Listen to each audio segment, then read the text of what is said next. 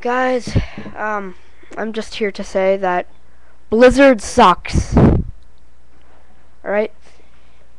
I just tried and failed in doing a private server. I tried, but it didn't work out for me.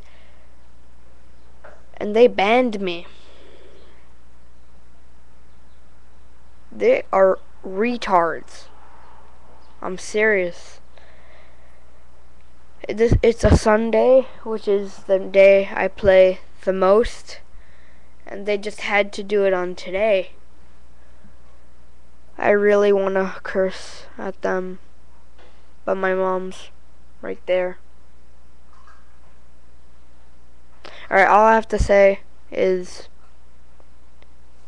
Blizzard, if you are watching this, you suck.